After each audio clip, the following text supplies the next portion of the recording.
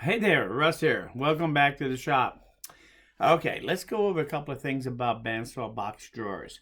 If you remember when I cut out this piece here the other day, this is what used to be just a plain block of 4x4. And when I cut this out and I cut the little tray out, now I didn't do this on camera. I did this afterwards. I only did this on camera for you. But the real action ended up being right here. And I'm going to show you why. You got to watch out when you are cutting out of solid wood. If this was, let's say, for example, this is this block you start with.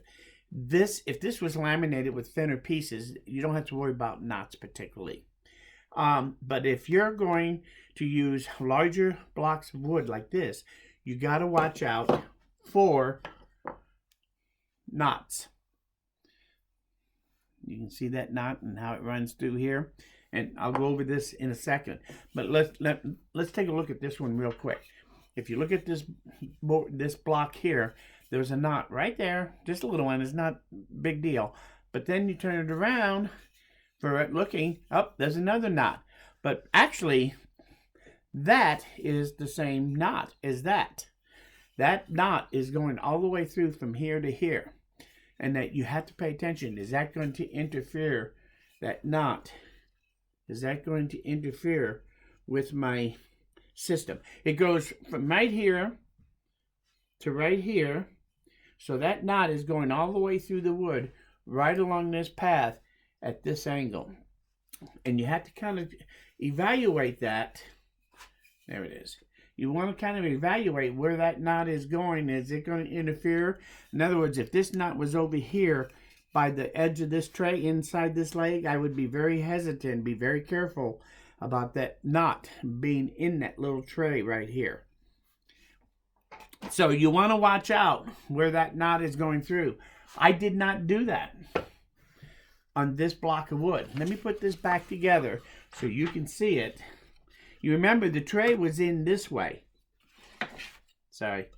The tray was in this way, upside down. When I cut it out, the block of wood, and then I flipped it over to cut my cubbies so that I would have a nice flat bottom easier. I didn't have to sand down my bandsaw cut through here. I just use this as my reference flat edge. And that works out well when you do that. Except in this particular case. Because if I put this piece here, and let's take this block here, was there, and this block was right there. So before I cut this out, we're only talking about this one end here, but you can see those pieces and how they fit back together. See, there's the knot that we're talking about. Only that knot, if you look, it starts here and it comes up through at an angle.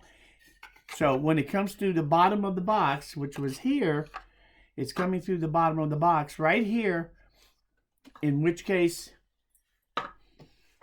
that's this piece here. And the thing comes out over here. That means that knot going from here to here is going at this kind of angle. Remember, this is our cut line of our upper block. So that means that this knot is actually running right here. And unfortunately, it's running right through what is eventually was going to be the one end of this little tray. Thank goodness, if you look, that's a pretty tight knot, and it really is there. It is not a problem. Other than the cracking in the center of the knot that was going on, and that goes all the way through. But on the outside edge, I got most of it cut off, but on the leg, I didn't think about it being on this leg. And as you can see the knot going through at an angle here, it's a good thing that's good and solid, or this end piece would not have been very good at all. It would have broke off. I should have avoided that, and I easily could have. If you think about it, that if I put this back together like this, in its original, and put this one here, you can see that knot is going through right in the area where I need to be. I should have taken this piece, instead of cutting it from here to here, this was cut 1, and then cut 2 defined the length of my block, and cut 3 is where I went horizontal to cut out the top of the box. What I should have done was taken that block and cut it here and here, and cut that block out of this end and avoided that knot completely in my tray. I would have been a lot better off. So when you're doing these, pay attention to your knots, especially if you're doing something that is got a larger block of wood, because the knot's going to be more potentially interfering. Now, I do like to use knots, and that's why I didn't think about it, but I should have thought about that a little more seriously, and I would have avoided it, because I tend to like to put the knots into my work and let the people see the knots. I found that most people that bought my bandsaw boxes really liked the ones with more knots. And especially like if you get one that the knot is real loose and it breaks off and it's only on the corner, like right here, then it's got that rough edge of the knot on it. People like that rustic corner like that. They really love it that was there naturally. And so sometimes you want to work your knots into the right place when you're designing how you're going to cut the box out. This one I should have completely avoided. If this knot had been here, first off, I probably would have noticed it more readily. I don't know why I didn't over here on the end, but if it was in this area and it was a bad knot, it would have made this piece or this piece right here, it would have made any one of these three would have been a really bad thing, because it really would have made these so weak, potentially they may break off on you. So always pay attention when you're doing knots. Now, the other thing I want to talk about real quick here is sanding, because now that I have this apart, now comes the miserable part, and that's all the sanding you got to do. I got to sand all this down reasonably flat, get rid of all the cut lines and everything that are in there, and smooth it out so it looks fairly decent. Now, the flocking will cover up some sins, but not as many as you think, so be very sure you get it pretty well to the surface that you want. No really, really deep ridges or cut lines from the bandsaw, and you'll get a few of those sometimes too when you stop and start that bandsaw, or you overcut your line a little bit and it leaves a groove. You can kind of see this one right here near the edge. That's where my blade, and I stopped. I backed up and then I went back again because I thought I was too close. I wanted to come out on that cut line there, and I didn't. So this whole thing is really messy. And I'm actually going to have to take some sawdust and glue and fill that kerf, that bandsaw blade cut. And to do that, that's why whenever I cut, when I get done, I try to collect a little bit of the sawdust as much as I can around the bandsaw and keep it on hand so that I can use a little white glue and that sawdust to fill in little imperfections if I need to do that, where it really gouged or something. So it's a handy to keep some of that around. Put that in your notes. So anyway, to sand it down, most of the time I use a nice flat piece of wood, and I put a handle on this just to make it easier to work with on this one. I've been using this thing for years. In fact, this one in particular, I just glued my 80 grit sandpaper, and I always use 80 grit because I'm just rough sanding everything. But what I did is I just glue a piece on here.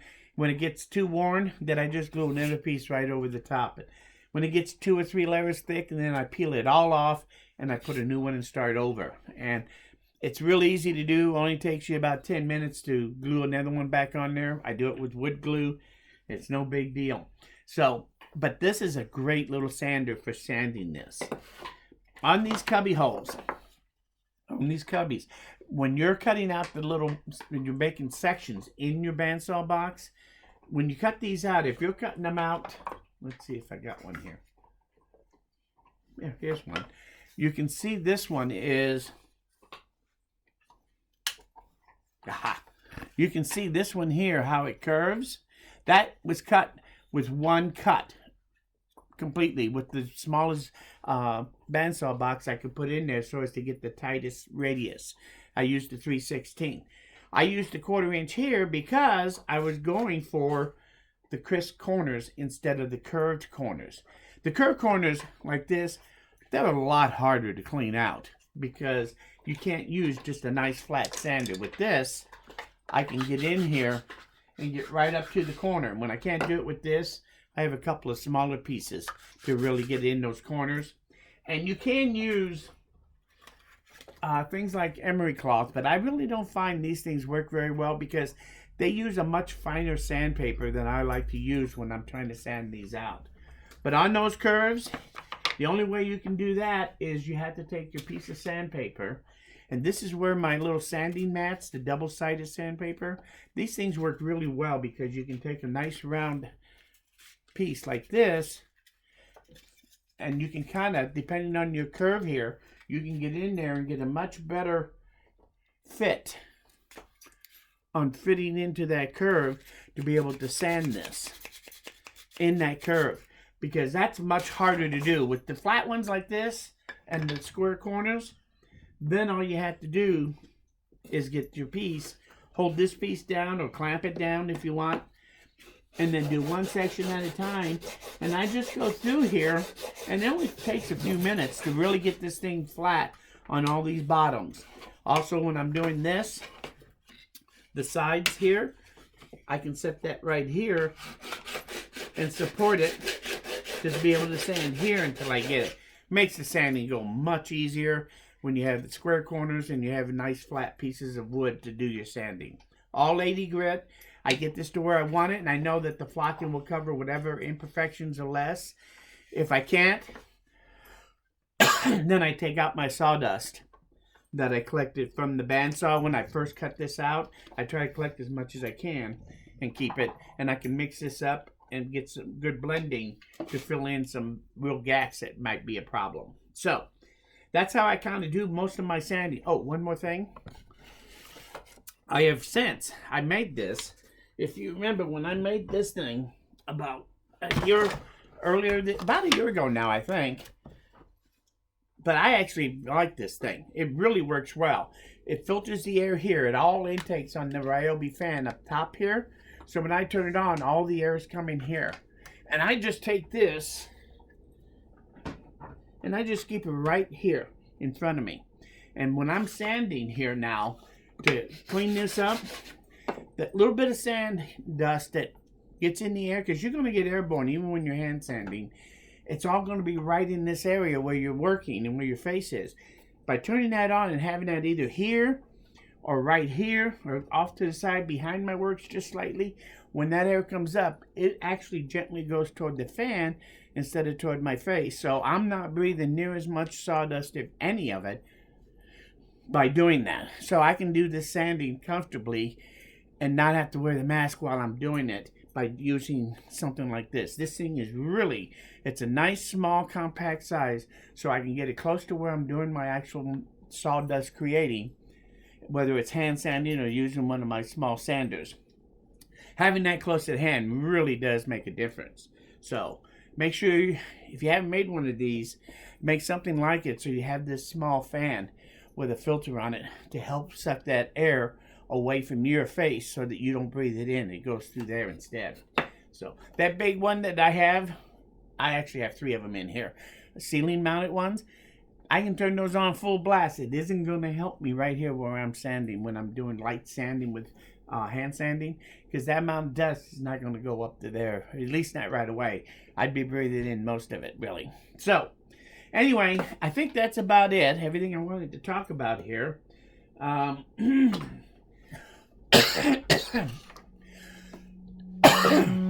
Sorry. Sometimes my throat gets dry. Anyway, a couple other things I like to keep around for when I'm sanding. I have found a piece of leather. I just use a very thin leather, and I put some 80 grit sandpaper on there with glue. This thing is really great for hand sanding too, because when I'm pushing down and using it, it doesn't telescope my fingers near as readily as it does when you're using regular sandpaper. So having a piece of leather with that on, I've had this little strop for quite a while, and this thing actually works great. And if you want to sand around the outside curves, it really works great for that.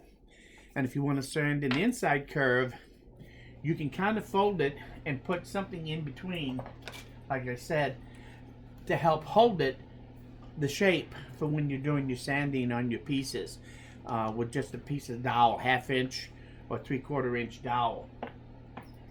It really helps with that. And again, I also do it with the double-sided sandpaper. Sometimes, mostly when you're doing flat, these are always handy, the little sponges.